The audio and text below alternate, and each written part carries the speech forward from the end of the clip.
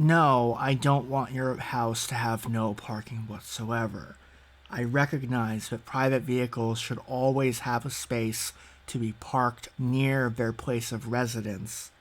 Instead, what I'd like to look at today is the necessity of parking minimums, which are common in most American cities.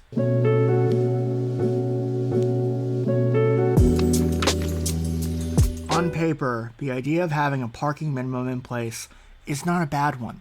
You have a projected group of people moving into an area, and so you need to account for their traffic usage, right? Well, increasingly, data shows us that people are prioritizing access to cars rather than ownership, and that scale of parking spaces available exceeds any rational supply that those same people would use.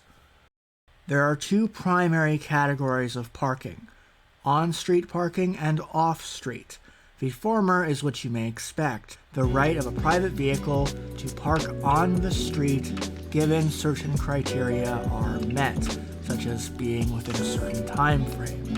The latter can be summed up as using a parking garage or the retail parking space of a mall. Typically in North America, regulations constrict the former and mandate the latter.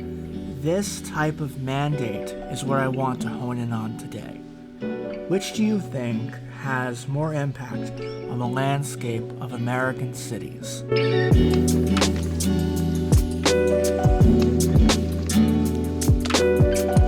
Zipcar, a major car rental firm, produced a study in 2021 which examined car ownership and urban living trends. From the data we see here, the priority seems to be on access rather than outright ownership. Minimum parking requirements become less of a necessity in these cases and more of a false benefit. That is, they sound good, but the reality of these regulations in practice, as we will soon see, is far from ideal.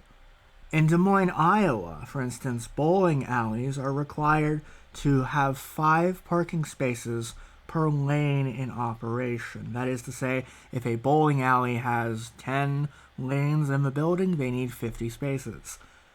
The regulation seems to me out of place, as if they assume every single patron will use their own personal private vehicle as opposed to carpooling or biking or finding an alternate method of arriving at the establishment. Embracing a model where having a car goes from a necessity to a nice-to-have is a step in the right direction. Actively reducing or eliminating these off-street parking minimums reduces the necessity of car ownership. There will be a lot less induced demand at play, and so people will be encouraged to use the public transit or biking options rather than how it is now where they must use a car because nothing else is viable. Increased access to other forms of transit diminishes the need for parking lots double the size of buildings which they surround. Zipcar's data suggests that every use of their service removes 13 parking spaces. This space, if taken in aggregate, can be used for so much more than what it is today.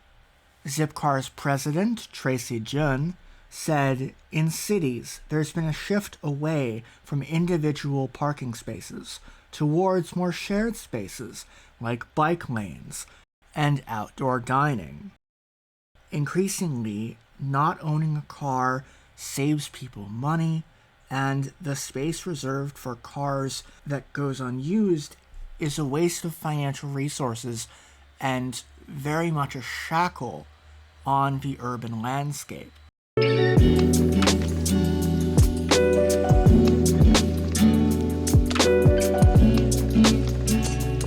This is a bowling alley in Des Moines, Iowa, which is right next to another commercial property.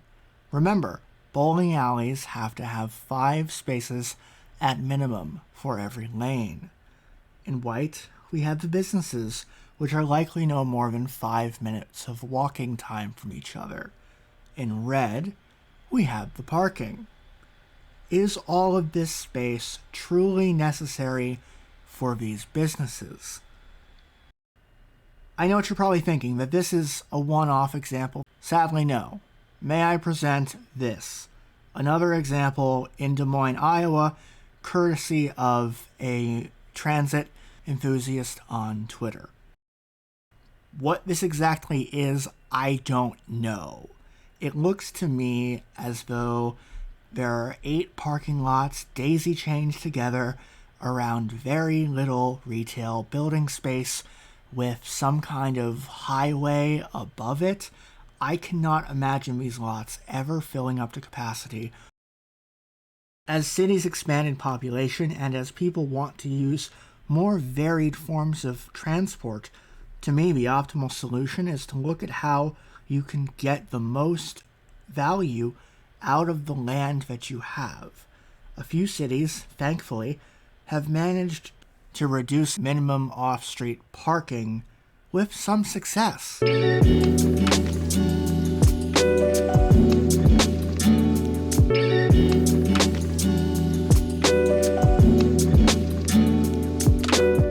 Sacramento, California has made a number of strides in providing parking lot spaces which are disused or otherwise not needed to those facing housing insecurity. It is still repurposing of land which would otherwise go to waste. Portland in Oregon has also managed to remove parking minimums across much of the city, although Portland's approach has primarily been geographic in nature. Although the city has also recently made multi-use developments more permissible, they have additionally approved work on a controversial freeway project running through the city. I am unsure how a reduction in parking minimums is supposed to correlate with freeways, which typically encourage people to drive into the city and thus necessitate parking. Something to take note of: many cities that have adopted these mechanisms of eliminating or restricting parking minimums have decent public transit or selectively eliminate them geographically.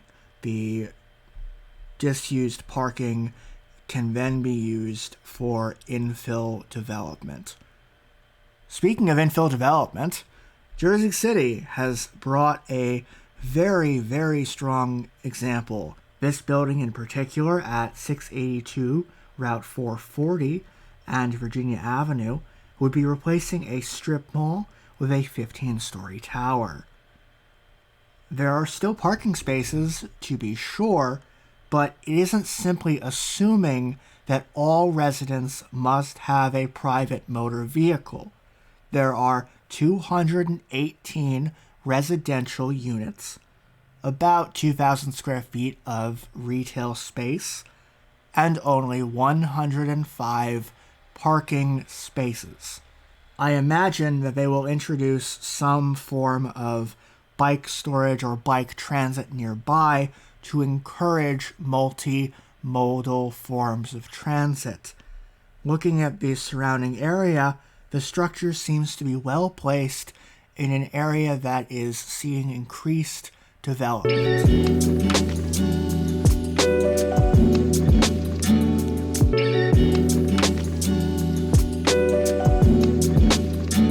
It bears mentioning that when you allot so much land for parking spaces, people must commute in from further and further distances by car. What could be a simple trip to the store by bike or by your own 2 feet becomes a car trip by necessity. Taking existing parking lots and returning them to productive enterprises, if not socially impactful spaces, is something that we should strive to do. With a rise in remote work as well, We should start thinking of our cities less as atomized places and more a collection of spaces. On the top right, I'm going to give you a link to a very good video from a Singaporean creator that talks about what makes a good space. Unrealistic parking minimums do not fit into that new paradigm, where there is, beyond any doubt, a push for expanding access to places beyond car transit. I encourage you to leave your experiences in the comments below. I hope to see you soon.